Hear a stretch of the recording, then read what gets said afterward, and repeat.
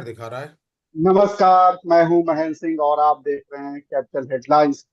Capital headlines के इस खास कार्यक्रम में आपका स्वागत है। और आज का दिन राजनीति से पूरी तरीके से चर्चाओं में रहा, भरा रहा। संसद में लगातार सुबह से लेकर शाम तक ऐसे आसार थे कि जब प्राइम मिनिस्टर बोल रहे थे तो लगातार हंगामा चल रहा था विपक्ष का।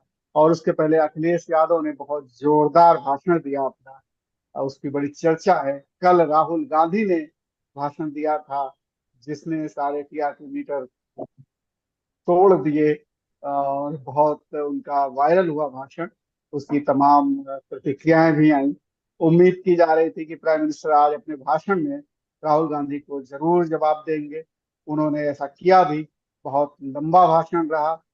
तमाम मुद्दों को उन्होंने, कुछ मुद्दों को तो छुआ, कुछ मुद्दों के डिटेल में गए।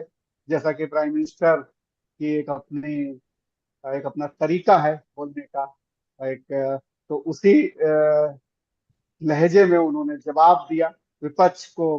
बहुत एक तरीके से ये कहा जाए कि लताड़ जैसी स्थिति में उन्होंने भाषण दिया, लताड़ लगाते हुए। और उनकी एक अपनी भाषण की एक कला है। प्राइम मिनिस्टर का भाषण कैसा रहा, ये सारी चीजों पर हम चर्चा करेंगे। राहुल गांधी को क्या उन्होंने जवाब दिया, या अखिलेश यादव ने, या महुआ मोइत्रा ने, या विपक्ष के तमाम नेताओं ने जो मुद्दे सीरियसली उठाए थे, जिन मुद्दों पर बात करना जरूरी था, क्या प्रधानमंत्री ने उन मुद्दों पर बात की? क्या विपक्ष उनके जवाब से संतुष्ट रहा? मणिपुर को लेकर के लगातार संसद में हंगामा रहा, तो प्राइम मिनिस्टर ने क्या बोला उस पर, इस पर भी बात करेंगे। तमाम मुद्दों पर कैसा रहा भाषण, क्या कुछ सीरियसनेस रही, और क्या कुछ उन्होंने कहा, इन सब मुद्दों पर हम लोग बात करेंगे। और हमारे साथ बात करने के लिए सीनियर जर्नलिस्ट वात्सल्य जी हमारे साथ है। वात्सल्य जी, आपका बहुत बहुत स्वागत है। जी नमस्कार महेंद्र भाई। डॉक्टर सत्येंद्र कुमार को भी मेरा नमस्कार और सभी देखने वालों को भी सादर प्रणाम। और नमस्कार। डॉक्टर सत्येंद्र जी कुमार पटना से हैं, पॉलिटिकल एनालिस्ट हैं, सीनियर लीडर हैं। डॉक्टर सत्येंद्र कुमार, आपका भी कैपिटल हेडलाइंस में स्वागत है। आपके पास आएंगे। सबसे पहले चलते हैं वात्सल जी के पास। वात्सल जी, राहुल गांधी ने कल जो भाषण दिया, हम लोगों ने उस पर चर्चा की। अखिलेश यादव ने जो भाषण दिया उस पर भी हम लोगों ने चर्चा की। और तमाम, महुआ मोइत्रा का भी आपने जिक्र किया था, बहुत शानदार भाषण दिया उन्होंने। विपक्ष के तमाम नेताओं ने जिन मुद्दों को संसद में उठाया, क्योंकि ये 18वीं लोकसभा का जो इस बार गठन हुआ, ये पहला, एक अभिभाषण के बाद का ये पहला दिन था जिसमें प्राइम मिनिस्टर को जवाब देने थे सारे विपक्ष के नेताओं ने जो सवाल उठाए थे। और साथ में जो राष्ट्रपति ने जो अभिभाषण दिया था उस पर भी उनको अपनी आगे की दिशा तय, जैसा कि अभिभाषण में होता है, तो वो भी करना था। तो क्या आपको पूरा भाषण, चूंकि आपने सुना है, हम सब लोगों ने सुना है, तो आपको क्या लगा? क्या राहुल गांधी के सारे सवालों का जवाब प्रधानमंत्री के भाषण में आया? हाँ जी महेंद्र भाई, पूरा भाषण मैंने सुना, शुरुआत से जी जी। लेके आखिर तक। 2 घंटे से लंबा भाषण था। लगभग 2 घंटे 16 मिनट की वो क्लिप संसद टीवी टीवी ने भी अपने यूट्यूब चैनल पर डाली हुई है। 2 हिस्सों में वो क्लिप डाली गई है। 1 घंटे की एक क्लिप है और 1 घंटे 16 मिनट की दूसरी क्लिप है। प्रधानमंत्री नरेंद्र मोदी शब्दों के महारथी माने जाते हैं, बातों के जादूगर हैं। उनकी भाषण शैली कमाल की है। और उनका जो ऑरा है, उनका जो व्यक्तित्व है, और जो उन्हें भारतीय जनता पार्टी और देश का सबसे लोकप्रिय नेता बनाता है, या इतने लंबे समय तक वो सबसे बड़े नेता रहे, तो उसमें उनकी भाषण कला को सबसे ज्यादा श्रेय दिया जाता है कि बोलते हैं, बड़ा अच्छा बोलते हैं। आज का जो उनका भाषण था उसको मैं 3 हिस्सों में बांट सकता हूं। तो शुरुआत के जो 40-50 मिनट थे वो एकदम से राहुल गांधी जी पर नहीं आए। शुरुआत के 40-50 मिनट वो जो राष्ट्रपति महोदया के अभिभाषण पर, धन्यवाद प्रस्ताव पर चर्चा हो रही है, तो शुरुआत में उन्होंने जो बात की, शुरुआत में उन्होंने बिल्कुल अपने आप को, अपनी सरकार उनकी क्या उसने 2014 के बाद से किया, और अब 5 साल के कार्यकाल में क्या करने जा रही है, उस पर उन्होंने किया। तो कई बार ऐसा लगा कि ये सारी बातें आप पहले सुन चुके हैं। मतलब प्राइम मिनिस्टर भाषण देते हुए ऐसा आपको लगा, सबका साथ सबका विकास, विकसित भारत, संकल्प यात्रा, वो सारी बातें जो वो कहते रहे हैं, लगभग उन्हीं का दोहराव लग रहा था।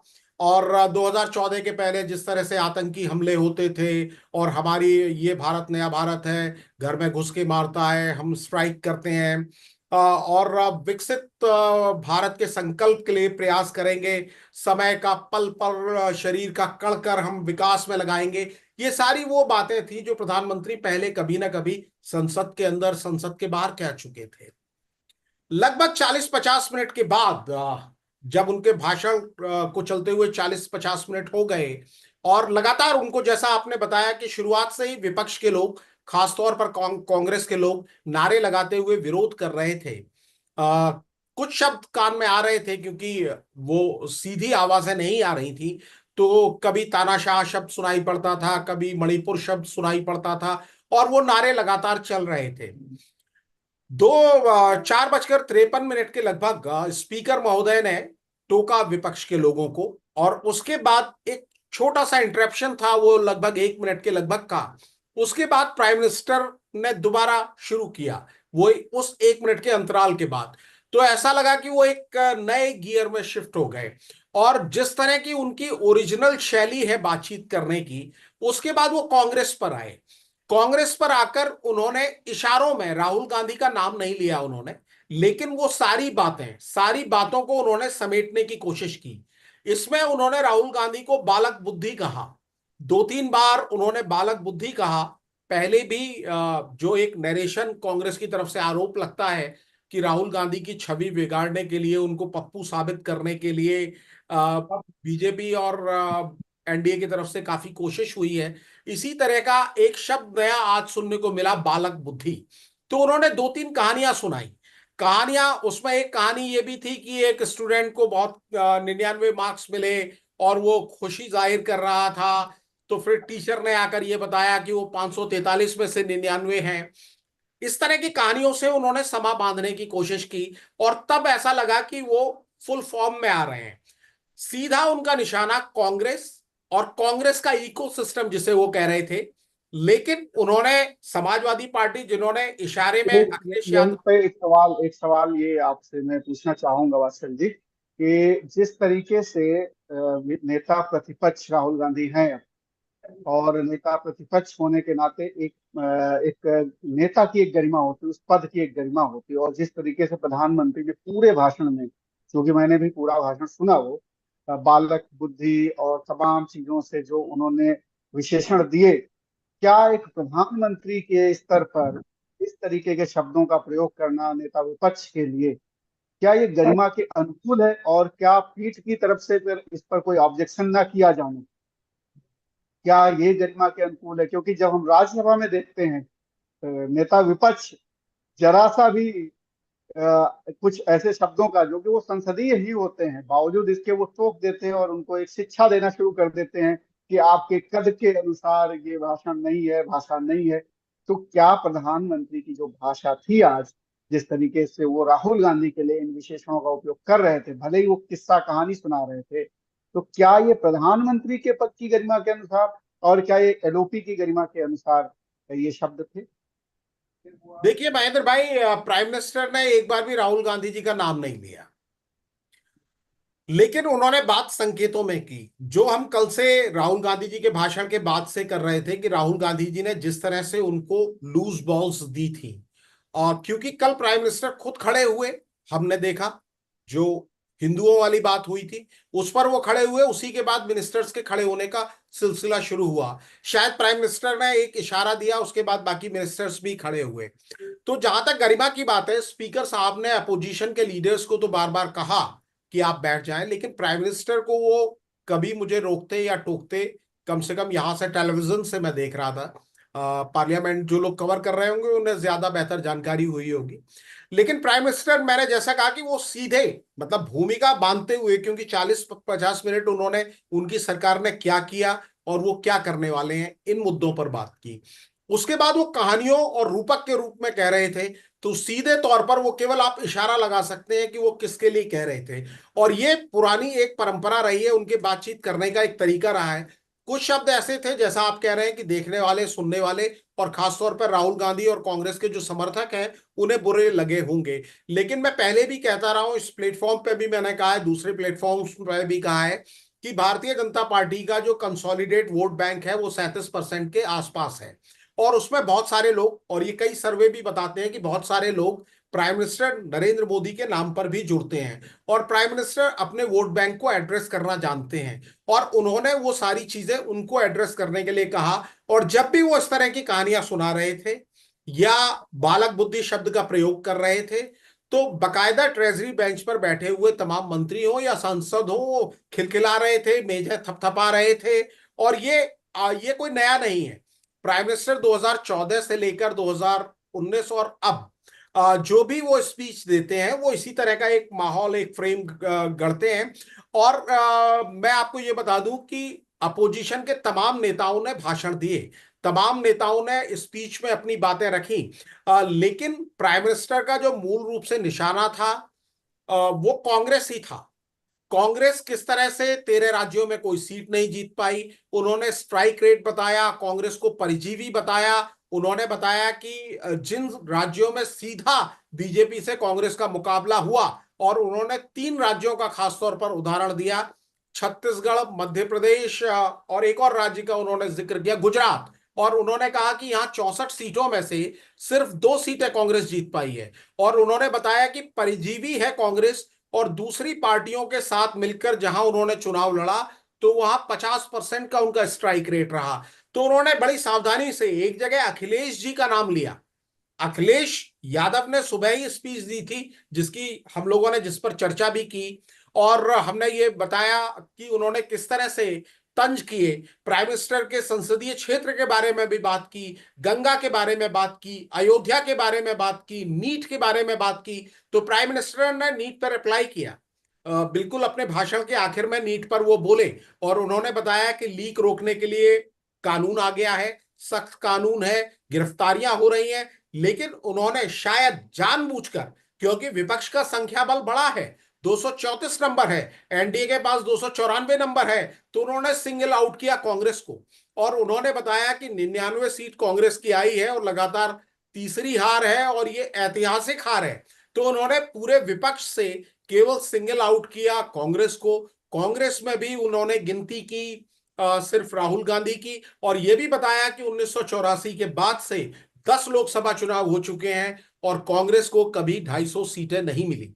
उन्होंने समाजवादी पार्टी के बारे में वासव जी, बात नहीं की। वासव जी, एक जो आपने जिक्र किया उसमें सोनिया गांधी का जो आप जिक्र कर रहे थे कल, और जिस तरीके से लेख लिखा, तो उन्होंने भी ये कहा कि प्रधानमंत्री जी बात तो करते हैं सबको साथ लेने की, लेकिन वो हमेशा लगातार तोड़ने की बात करते हो। आज अपने भाषण में भी उन्होंने खासतौर पर विपक्षी दलों में एक तरीके से उन्होंने ये कहा कि कांग्रेस परजीवी है, और मैं दूसरे दलों को बताना चाह रहा हूं कि वो आपको ही, आपका ही वोट बैंक खा करके यहाँ पहुंचती है। तो एक तरीके से सोनिया गांधी ने जो लेख लिखा, उस लेख का रिफ्लेक्शन 2 दिन बाद ही संसद में देखने को भी मिल गया।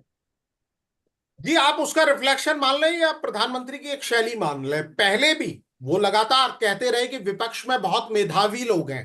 पिछली लोकसभा में अगर उनका आप जो अविश्वास प्रस्ताव के बाद उन्होंने अपना भाषण दिया था, तो उन्होंने ये कहा कि लेकिन आपकी सारी ऊर्जा एक ही व्यक्ति को बढ़ाने में निकल जाती है, कई मेधावी लोग हैं जिनको मौका नहीं मिला।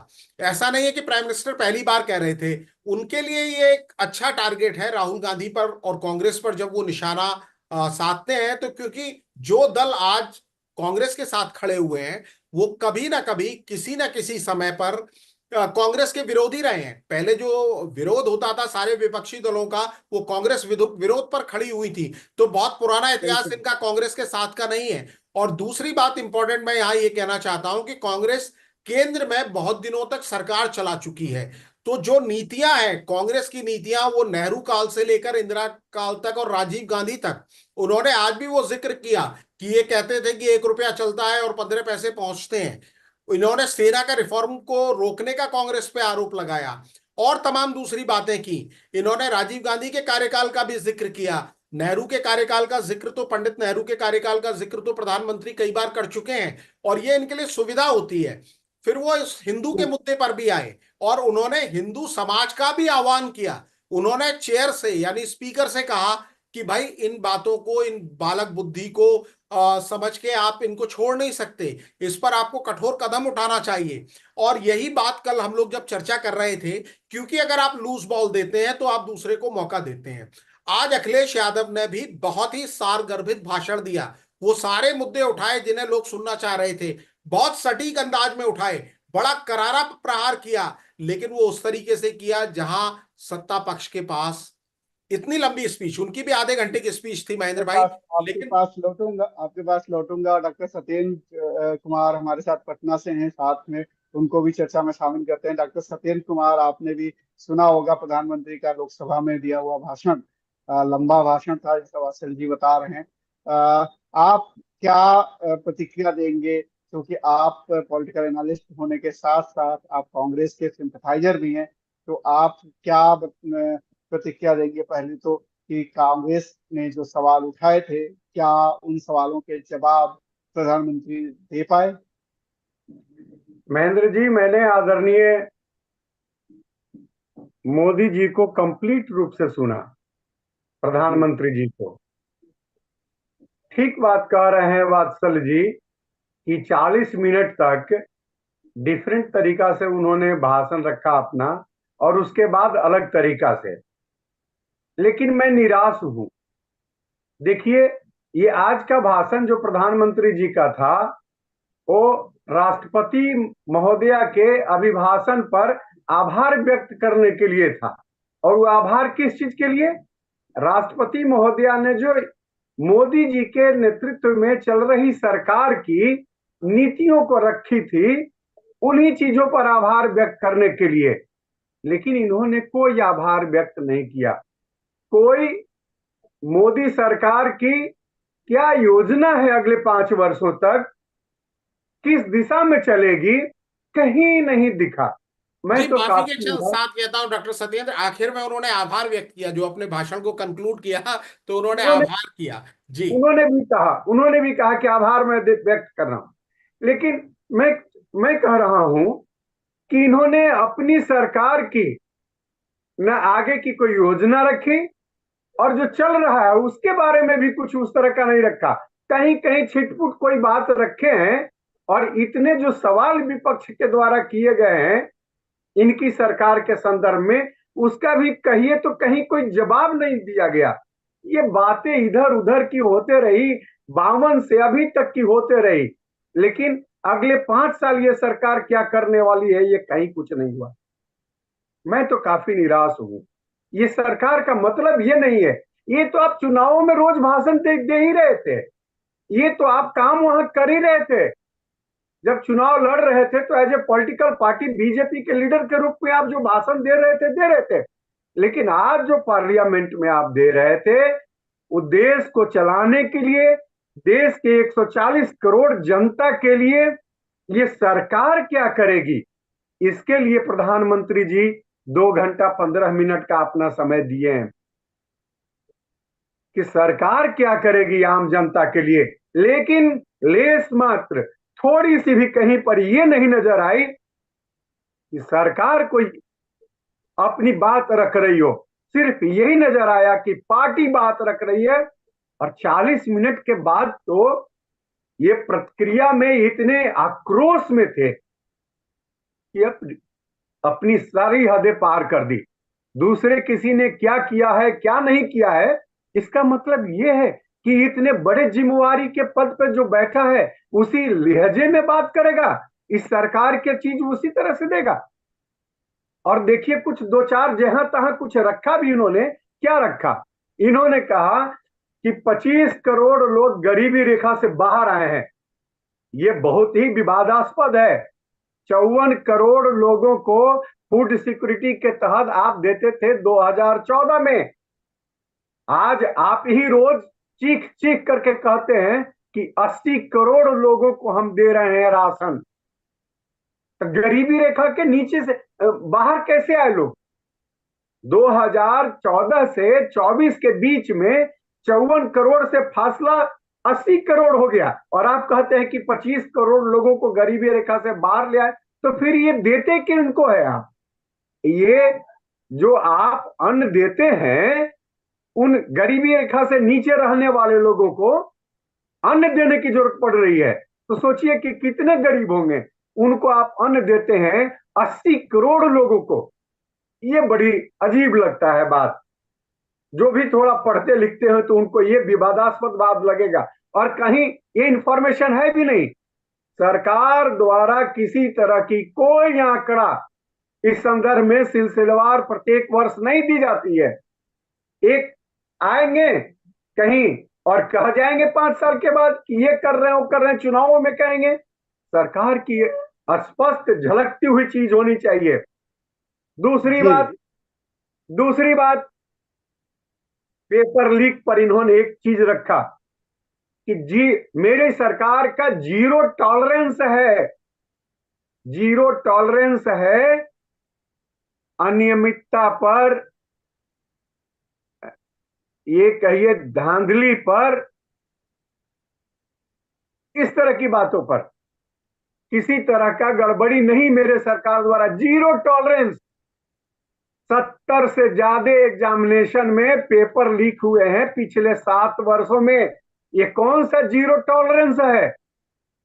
और चीख चीख करके देश भर, पार्लियामेंट में नहीं बाहर भी लोग कह रहे हैं, बच्चे कह रहे हैं कि इसके लिए कुछ निर्णय लिए। क्या निर्णय ले रहे हैं? 80 नंबर ग्रेस दिया गया वहां पर। सोचिए इस कंपटीशन जी में 720 के नंबर पे 67 बच्चे हैं, तो 80 नंबर आप ग्रेस देते हैं, उस परीक्षा का क्या अंजाम होगा? ये कहीं पेपर लीक सिर्फ नहीं है, ये ऑफिशियली 80 नंबर तक दिया जा रहा है। और कितने हजार लोगों को आप दिए हैं जो कहीं से प्रावधान नहीं है, आपने दिया। ये तो खुल्लम खुल्ला दिखता है। और इसके बावजूद पीजी का नीट का, पीजी का तो आप एग्जाम कैंसिल करते हैं, नेट का एग्जाम कैंसिल करते हैं, डॉक्टर लेकिन सतेन, ये जो एग्जाम है डॉक्टर इस पर आप सतेन, नीट नहीं, चुपचाप बैठे हुए हैं, नीट पे हम लोग चर्चा टालते रहे हैं। करेंगे। ये डॉक्टर जीरो सतेन, टॉलरेंस नहीं है, जीरो नीट पे टॉलरेंस चर्चा नहीं है। करेंगे। इसी नीट तरह पे से चर्चा महेंद्र जी करेंगे। आवाज सिर्फ आ रही नहीं? आवाज आ रही? डॉक्टर सत्येंद्र, डॉक्टर हाँ, सत्येंद्र आवाज आ रही? हाँ, आ मैं रही कह आ रहा रही हूँ हम लोग देखो उनके भाषण को तो देश भर ने सुन लिया। हम लोग उस पर बात नहीं कर रहे हैं, हम लोग ये बात कर रहे हैं कि आपके सवालों के जवाब मिले कि नहीं मिले, कितना संतुष्ट हैं और क्या शैली रही। आपके नेता को उन्होंने बालक बुद्धि तक कह दिया, आप उस पर कुछ नहीं बोल रहे हैं, इसका मतलब आप स्वीकार कर रहे हैं, वो बात सही कह रहे हैं क्या? हम आप सरकार नीट की बात पे हम सरकार की बात कर रहे हैं। सरकार जिम्मेवार होती है, और उसमें भी सरकार का मुखिया जो हो वो तो जिम्मेवारी से काम करेगा, देश के जनता के प्रति जवाबदेह रहेगा, एक दो नेताओं के प्रति जवाबदेह नहीं रहेगा। सरकार के मुखिया का आचरण क्या है आम जनता के लिए, देश के आम आवाम के लिए? आपने कहीं बताया कि आपकी सरकार अगले 5 वर्षों तक नहीं इस तो देश उन्होंने की जनता बताया, के लिए, उन्होंने कहा कि विकास देखिए के लिए, इसी देश की स्कूल जनता के ने लिए, उनको चुन के मजबूती के भेजा लिए है। कौन सा काम करेगी? डॉक्टर सतेन्द्र, उन्होंने कहा कि हम महान जनता ने हमें चुन के भेजा है और आपको 99 पे छोड़ दिया है वहां पर। तो जनता ने तो आशीर्वाद उनको दिया है इसमें। और अरे बस उन्होंने ये कहा है कि आप जो है 543 में 99 नंबर ले आए और बड़े खुश हो रहे हैं। ये बात इनको तो बस इनको बताने की वास्तव जरूरत है, इनको बताने की जरूरत है। रिजल्ट तो आउट है, तब नहीं ये सत्ता में है, एनडीए की बहुमत है तब नहीं ये सत्ता में प्रधानमंत्री हैं। ये न बताएं कि ये देश के लिए क्या करेंगे, तो ये कुछ नहीं, केवल वही खाना पूर्ति। वो चौक चौराहे पर जो ये भाषण देते हैं जो बीजेपी के लीडर, वही आज पार्लियामेंट में भी इन्होंने दिया और प्रतिक्रिया दिया। ये कितनी ओछी बात है कि साइकिल चलाता हुआ बच्चा गिर गया तो मंद बुद्धि तो बालक बुद्धि। ये सबसे देश का कोई कल्याण होने वाला है? अरबों रुपया पार्लियामेंट में खर्चा इसके लिए थोड़ी हो रहा है। ये वात्सल पार्टी जी को शामिल पार्टी करते फोरम डॉक्टर, पर है। तो मैं आपके तो पास निराश हूं। मुझे हाँ, लगता है प्रधानमंत्री जी ने देश को निराश किया। वात्सल जी, डॉक्टर सत्येंद्र जिस तरीके से कल सराहना कर रहे थे राहुल गांधी की, आज उसी तरीके से वो प्रधानमंत्री की आलोचना कर रहे हैं। और ये इनका कर्तव्य भी है, ये कांग्रेस के सिंपैथाइजर हैं।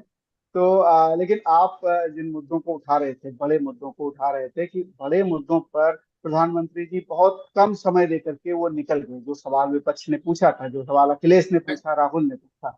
मैं यही कहना चाहता हूं महेंद्र भाई कि जब कोई गेंदबाज, अगर आप बैट्समैन हैं, अच्छी फॉर्म में है और आपके पास अपनी टीम को जिताने की जिम्मेदारी है, और आपके पास अगर कोई लूज बॉल आएगी तो आप क्या करेंगे?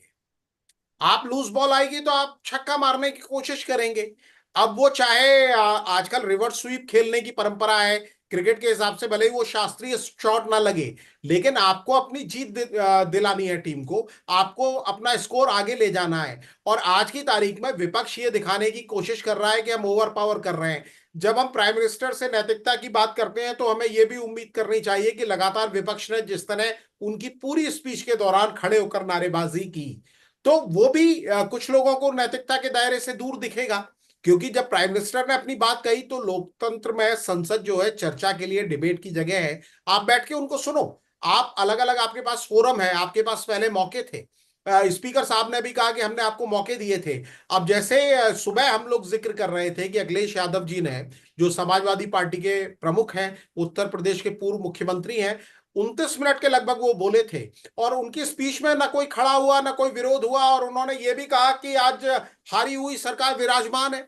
उन्होंने एक लाइन में, एक सेंटेंस में बता दिया कि क्या स्थिति है कि 303 से घट के आप 240 पर आ गए। उन्होंने सारी बातें कही, ऐसा कोई मुद्दा नहीं था जो उन्होंने छोड़ा।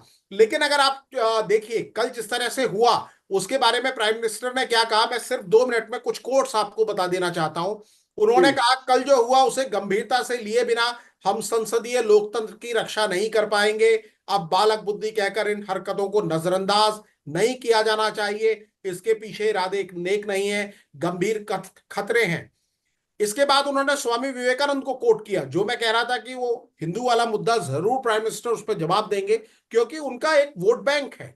जो लोग उनको सपोर्ट करते हैं उनको पता है। और हम लोग ये चर्चा कर चुके हैं कि इस चुनाव में जो वोटिंग हुई है वो हिंदू वोट बैंक के तौर पर नहीं हुई है। और कई विश्लेषक इस बात को कह भी रहे थे कि बीजेपी की कोशिश है, खासतौर पर राम मंदिर के शिलान्यास, मूर्ति की प्राण प्रतिष्ठा के बाद, कि हिंदुत्व के रूप में हिंदू एक कोर वोटर के रूप में वोटिंग करे। लेकिन जो बाकी मंडलवादी पार्टियां हैं, जो मंडल आंदोलन के बाद, मंडल आयोग की सिफारिशें लागू होने के बाद खड़ी हुई हैं, चाहे वो आरजेडी हो, समाजवादी पार्टी हो, उनकी कोशिश थी कि मंडल के हिसाब से, जातियों के हिसाब से लोग अपनी वोटिंग करें। हर किसी के अपने वोट बैंक हैं। सभी पार्टियों को 100% वोट नहीं मिलता, सबके अपने वोट शेयर हैं। और इस चुनाव में हमने देखा कि हिंदुत्व का मुद्दा नहीं चला। सबने माना कि राम मंदिर का मुद्दा नहीं चला। लेकिन राहुल गांधी ने अपने भाषण की शुरुआत ही वहां से की थी।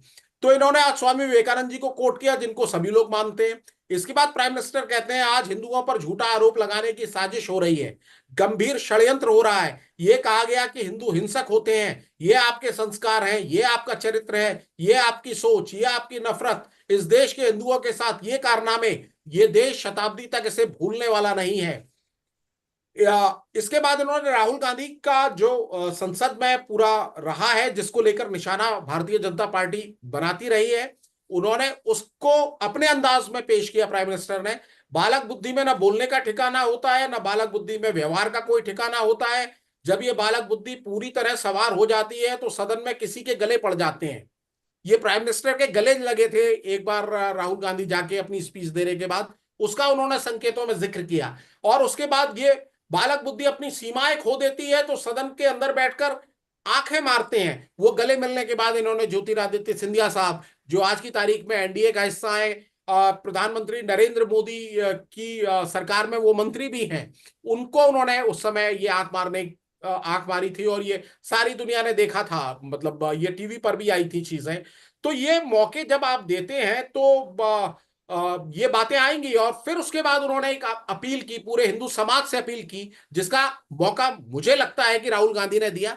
अननेसेसरली मौका था, वो बात उठाए बिना जो मेन मुद्दे हैं जिनकी आप बात कर रहे हैं, चाहे वो नीट है, चाहे इंफ्रास्ट्रक्चर में जो दरारें दिख रही हैं, सड़कों की अव्यवस्था है, बाकी जगह जिस तरह की चीजें हो रही हैं, पेपर लीक का मुद्दा है, अग्निवीर का मुद्दा है, उनको सिलसिले तरीके से आप उठाते, इसमें आप बहस में नहीं पड़ते, जो कि सांप्रदायिक राजनीति की हार है। ये आज अखिलेश यादव ने भी कहा, लेकिन प्राइम मिनिस्टर ने उनको कोई जवाब नहीं दिया। आप ये देखिए। लेकिन उन्होंने कहा, प्राइम मिनिस्टर ने कहा, उन्हीं को कोट कर रहा हूं मैं, कोट अनकोट में, सदन में कल का दृश्य देखकर अब हिंदू समाज को सोचना पड़ेगा कि क्या ये अपमानजनक बयान कोई संयोग है या बड़े प्रयोग की तैयारी है। आज कांग्रेस झूठ फैला रही है, फिर वो डिफेंस वाले मुद्दे पर आए। ये डिफेंस रिफॉर्म के प्रयासों को कमजोर करने का षड्यंत्र कर रहे हैं। दरअसल कांग्रेस के लोग कभी भी भारतीय सेनाओं को ताकतवर होते हुए नहीं देख सकते। कौन नहीं जानता कि नेहरू जी के समय में देश की सेनाएं कितनी कमजोर थीं। कांग्रेस ने लाखों करोड़ के घोटाले करके देश की सेनाओं को कमजोर किया है। और मैं आपको बता दूं, कल जब ये अग्निवीर वाला मुद्दा उठा था, कंपनसेशन का मामला उठा हुआ था, हम लोगों ने भी इस पर चर्चा की थी जी। और बताया था कि 1 करोड़ का कंपनसेशन मिलता है। शहीद के दर्जे वाली बात वो आपने क्लैरिफाई जरूर की थी। लेकिन उसके बाद आप तमाम मेन स्ट्रीम के मीडिया को, चैनल्स को देखिए, वो तुरंत जो लोग शहीद हुए थे अग्निवीर के तौर पर, उनके पिताओं की बाइटें ले आए। वो ये प्रूफ करने में जुट गए कि राहुल गांधी सच नहीं बिल्कुल। बोल रहे हैं। तो आज अग्निवीर की बात बेहद गंभीरता से अखिलेश यादव ने भी उठाई। उन्होंने बताया कि मैं मिलिट्री स्कूल से पढ़ के आया हूं और इस रिकॉर्ड को कोई डिनाई नहीं कर सकता। अखिलेश यादव ने बताया कि उनके कई मित्र, कई सीनियर सेना में बड़े पदों पर हैं और इस बात से भी कोई डिनाई नहीं कर सकता। और उन्होंने अपनी बात को जिस खूबसूरती से रखा, ये उन्होंने कोई लूज बॉल नहीं दिया, उन्होंने कोई उन्होंने ऐसा कोई लूज लूज बॉल बॉल नहीं नहीं दिया। दी। मैं यही कहना चाह रहा हूं कि जब आप इतनी बड़ी स्ट्रेंथ में हो तो आप इस तरह बिल्कुल। की लूज बॉल्स दोगे, वो आपके वोटर्स को खुश कर सकती है, आपकी और मीडिया सेल को वो खुश भी कर। वैसा भास्कर जी जिसको कि वो बिल्कुल आप फुल टॉस दे रहे हो उनको, मतलब बिल्कुल आप फुल वो तो टॉस दे रहे हो माहिर है जिसकी उसके। कोई जरूरत हाँ, नहीं है। जिस तरह कोई से वो जरूरत कल नहीं। चित्र लेकर आए थे राहुल गांधी जी, प्राइम मिनिस्टर ने उस पर भी निशाना साधा। बिल्कुल। आरक्षण को लेकर जैसे संविधान लेकर घूमते हैं, तो प्राइम मिनिस्टर ने यह भी कहा कि राजीव गांधी के पुराने भाषण को, जो पूर्व प्रधानमंत्री रह चुके हैं, उनकी एक लोकप्रियता रही है। कंप्यूटर क्रांति और आईटी सेक्टर को आगे बढ़ाने में राजीव गांधी जी का बहुत योगदान माना जाता है। रेलों का जो आज हम देख रहे हैं, हाई स्पीड ट्रेन, उन सब की शुरुआत राहुल गांधी जी ने की। दूर संचार राजीव क्रांति गांधी का जी। भी उनको राजीव गांधी जी ने, माफ कीजिएगा, राजीव गांधी जी ने की। और उनको बहुत से रिफॉर्म्स का श्रेय दिया जाता है। जब 1982 में एशियाड हुआ तब वो सरकार में नहीं थे, एक एमपी ही थे, और उन्होंने एशियाड को दिल्ली में खुद खड़े होकर मॉनिटर करके सारी चीजों को देखा था कि अच्छे स्टेडियम बने, अच्छे होटल्स बने। लेकिन आरक्षण के मुद्दे पर उनका भाषण जो था, और प्राइम मिनिस्टर ने कहा कि आरक्षण के वो विरोधी थे, उनका भाषण है, जाके देखा जा सकता है। तो अगर आप लूज बॉल्स देंगे, आप तैयारी करके नहीं आएंगे, तो आप वेग नहीं चल सकते। क्योंकि आपका मुकाबला एक साधारण नेता से नहीं, आपको यह समझना पड़ेगा आप नरेंद्र मोदी जी को पसंद करते हैं या नापसंद करते हैं। आपको यह मानना पड़ेगा कि निश्चित तौर पर वो तीसरी बार चुन के प्रधानमंत्री बने हैं। राहुल गांधी ने कल ही कहा कि इनकी पार्टी के अंदर भी लोग इनसे डरते हैं, ऐसा आरोप उन्होंने लगाया। लेकिन आप ये देखिए कि एक नेता जिसको 10-11 साल से वो पार्टी को लीड कर रहा है, और राजनाथ सिंह जी जैसे बड़े नेता भी उनको अपना नेता मानकर चल रहे हैं। घटक दल भी आज की तारीख में उनको अपना नेता मान के चल रहे हैं, और वो भाषण देने के प्रवीण हैं। वो भी कुछ हिस्से लिखकर लाए थे। लिखकर लाना पड़ता है, बिल्कुल। तैयारी आपको करनी पड़ती है, जवाब आपको देना पड़ता है। और जैसा मैंने कहा कि शुरुआत के 40-50 मिनट प्रधानमंत्री खुद को दोहराते हुए नजर आ रहे थे।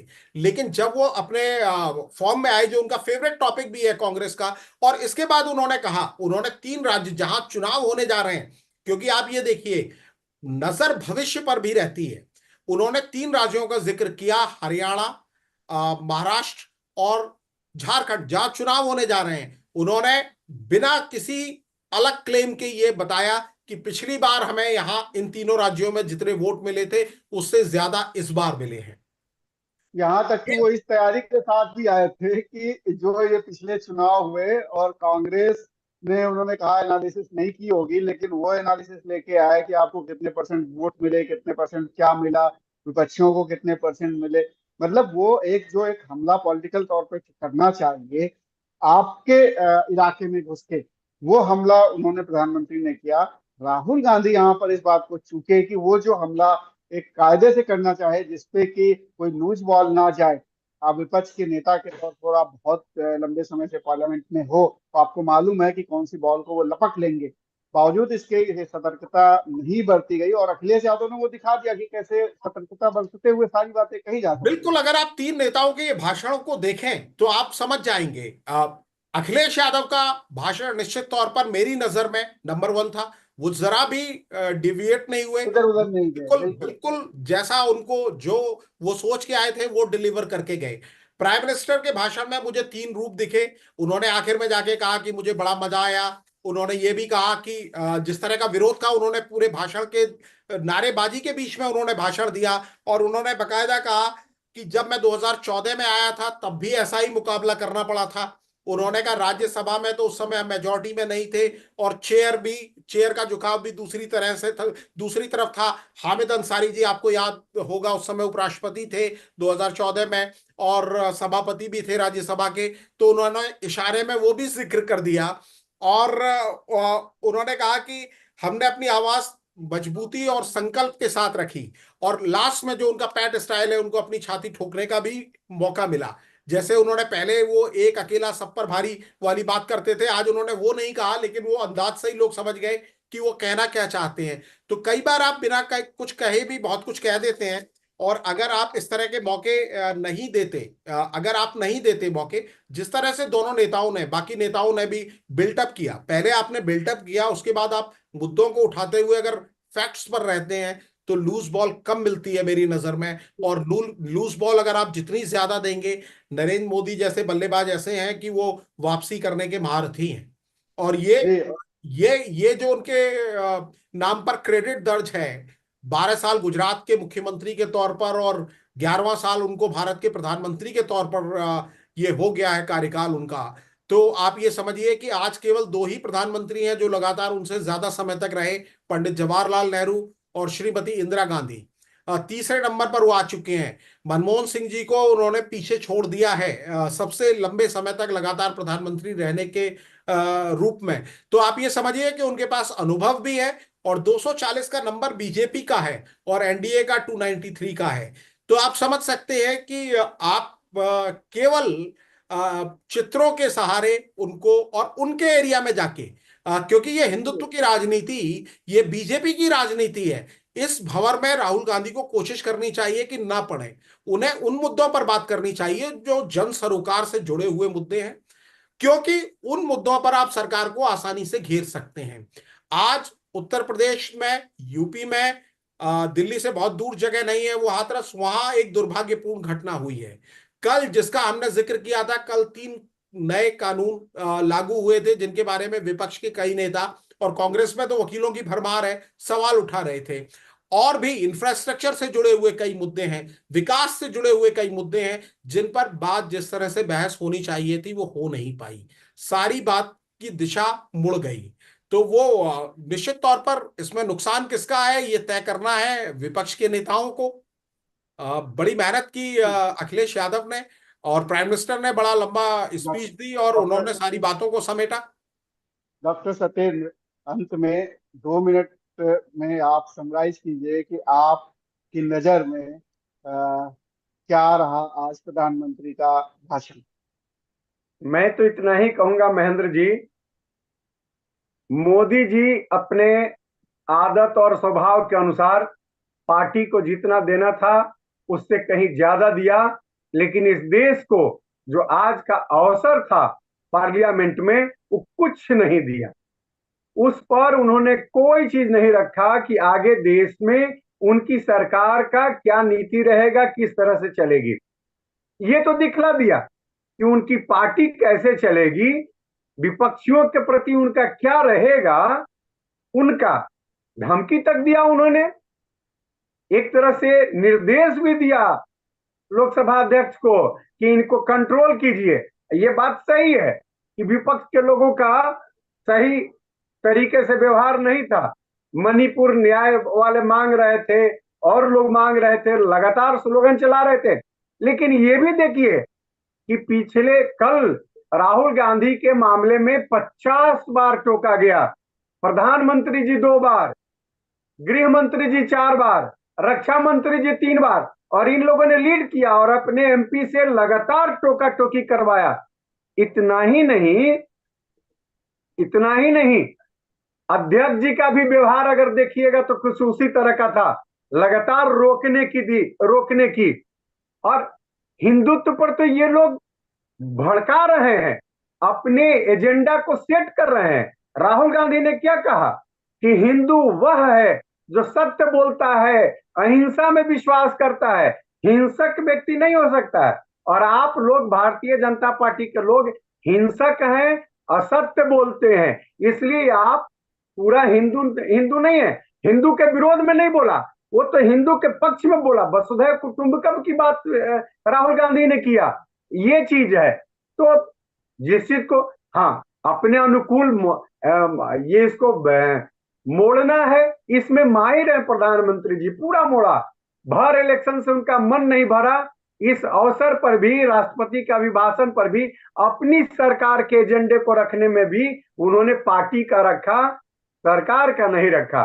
तो मैं तो यही कहूंगा कि प्रधानमंत्री जी राजनीतिक मुद्दा क्रिएट करने में, पार्टी को फायदा पहुंचाने में, लेकिन आम प्रबुद्ध जन जो चाहते हैं कि ना देश के लिए कुछ हो, भ्रष्टाचार पर अंकुश लगे, आम बेरोजगारी दूर हो, विकास की गति तेज हो और महंगाई रुके, ये जो मौजूद मुद्दे थे उन पर वो भाग गए हैं, कहीं नहीं टिके। तो ये अच्छी बात नहीं है देश के लिए। मैं यही कहूंगा प्रधानमंत्री जी को, उन लोगों के में प्रतिक्रिया में न बह करके देश के जो असली मुद्दे हैं, जिसके लिए जिम्मेवारी उनकी मिली है, उस पर उन्हें ध्यान देना चाहिए। जी जी, बहुत बहुत धन्यवाद आपका इस चर्चा में भाग लेने के लिए डॉक्टर सत्येंद्र कुमार। और वात्सल जी, आपका भी बहुत बहुत शुक्रिया चर्चा में भाग लेने के लिए। दर्शकों से कहूंगा कि वो खुद अपने तय करें कि कौन कैसा बोला, क्या रहा, हम लोगों ने जो चर्चा की वो कैसी लगी, उनको लिखकर हमें प्रतिक्रिया दे सकते हैं। फिलहाल इस चर्चा में इतना ही। नमस्कार। नमस्कार।